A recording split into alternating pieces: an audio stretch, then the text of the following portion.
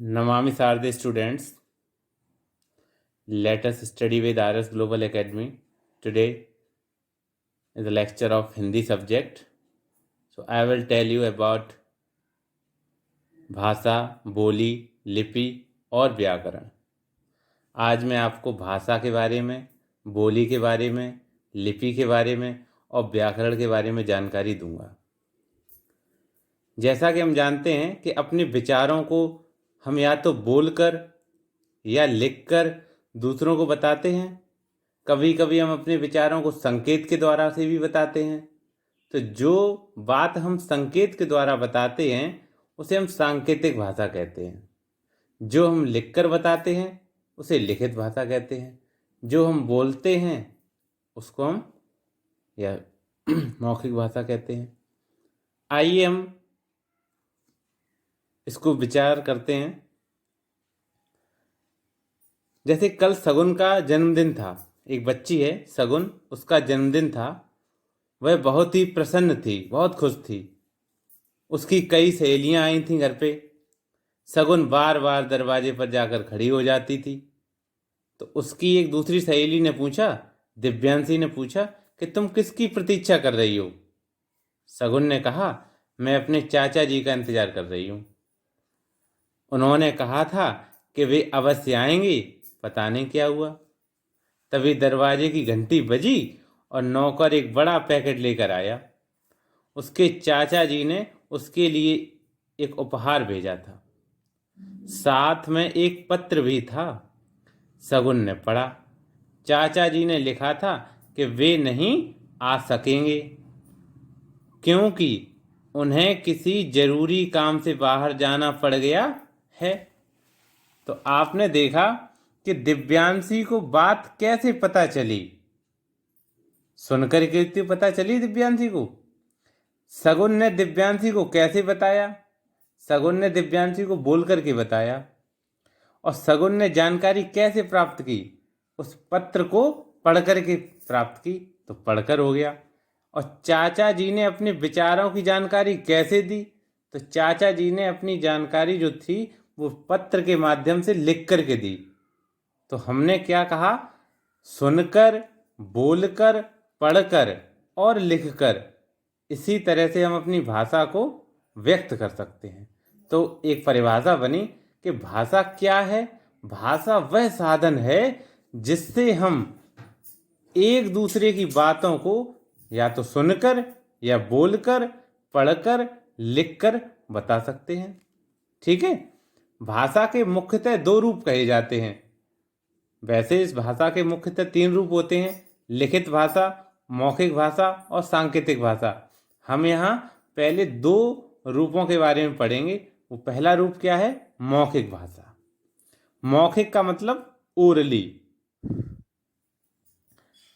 अध्यापक कक्षा में बोलकर पाठ समझाते हैं। कक्षा में बैठे विद्यार्थी सुनकर पाठ समझते हैं। टीचर क्लास में होता है, बोल करके पाठ को समझाता है और बच्चे जो बैठे होते हैं वो सुनते हैं पाठ को। हमारे घर में मम्मी पापा हमसे बोलकर बातें करते हैं, हम उनकी बातों को सुनकर जवाब देते हैं। तो यह भाषा क्या कहलाती है? यह मौखिक रूप कहलाती है, ओरली कहलाती है। कैसी कहलाती है? ओरली भाषा यानी मौखिक। लिखित क्या है?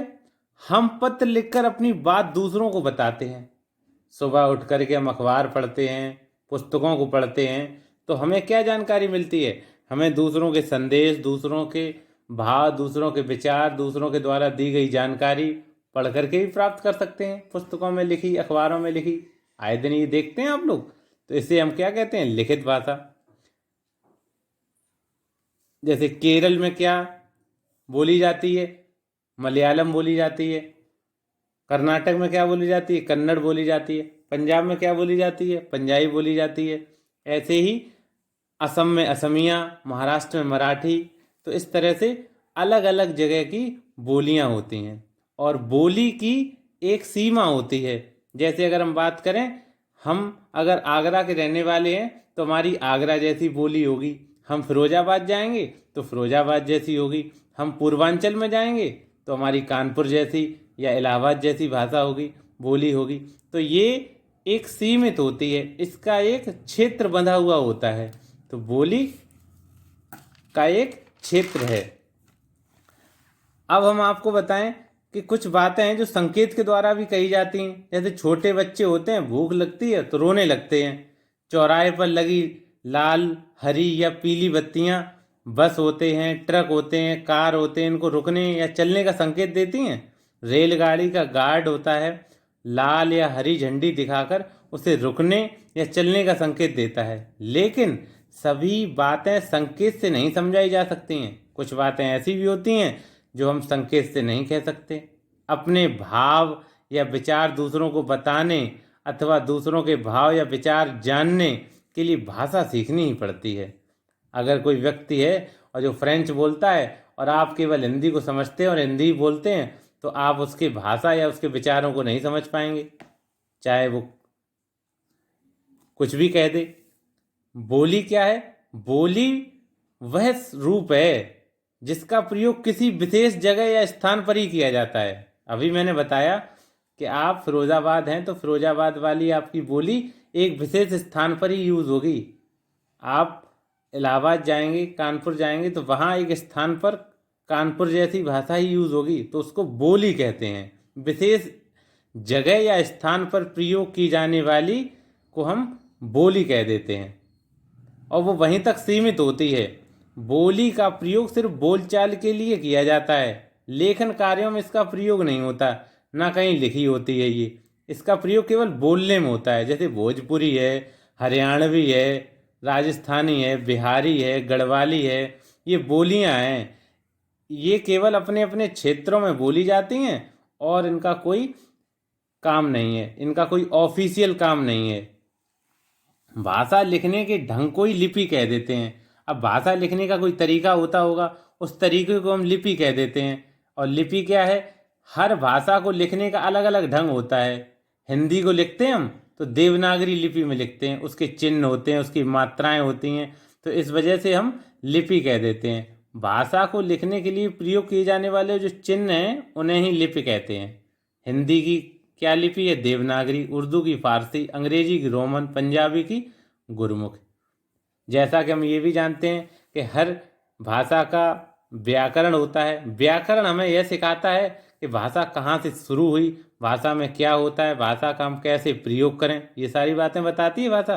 तो व्याकरण का ज्ञान होना बहुत आवश्यक है। व्याकरण को अंग्रेजी में ग्रामर और उर्दू में कवायद बोलते हैं, जिसे हमें जानकारी होनी अति आवश्यक है। अगर हमें ग्रामर का पूर्ण और अच्छा ज्ञान नहीं होगा तो हम सही से सेंटेंसेस का या वाक्यों का प्रयोग नहीं कर पाएंगे। तो भाषा के शुद्ध रूप का ज्ञान व्याकरण के द्वारा होता है। हर भाषा के कुछ नियम होते हैं, इन नियमों का सही जानकारी व्याकरण से होती है और भाषा को शुद्ध रूप से लिखने व बोलने का ज्ञान भी व्याकरण से ही प्राप्त होता है। मैं एक सेंटेंस बोलता हूँ, मैं एक वाक्य कहूँ, यह मेरी थैला है, तो यह मेरी थैला है, ये सेंटेंस आपको गलत लग रहा होगा। आप ऐसे कहेंगे ये मेरा थैला है, तो ये आपका जो मैंने पहले बोला था यह मेरी थैला है, ये आपका अशुद्ध है। अशुद्ध में इसको बोलूं तो कैसे कहूँगा? ये मेरा थैला है। रामू चॉकलेट है खा रहा, रामू है चॉकलेट खा रहा, तो ये देखो आपका अशुद्ध लिखा हुआ है, इसको शुद्ध कैसे लिखेंगे? रामू चॉकलेट खा रहा है। रमा बहुत अच्छा गाना गाता है, अब रमा एक लड़की है और यहाँ लिखा है गाता है, तो यहाँ क्या होगा? गाती है। रमा बहुत अच्छा गाना गाती है। भाषा के नियमों की सही जानकारी देने वाले शास्त्र को व्याकरण कहते हैं। भाषा के नियमों की सही जानकारी देने वाला जो शास्त्र है उसको ही हम व्याकरण कहते हैं। और आपका यहीं आज टॉपिक ये फिनिश हुआ। अब इससे ही रिलेटेड आपके कल क्वेश्चंस मैं आपको पूछूंगा और आपको ये सारी डेफिनेशंस लर्न करनी है और आपको अपने घर में अपने भाई बहनों के साथ यूज़ करना है। लिखित भाषा को समझाना है, मौखिक को समझाना है, सांकेतिक बताना है ग्रुप में जैसे ग्रुप डिस्कशन टाइप का करते हैं उसी तरह करके एज अ प्ले, ओके, जिससे कि आप खेल खेल में जाने कि मौखिक भाषा क्या है, लिखित भाषा क्या है और सांकेतिक क्या है। Thank you and have a nice day.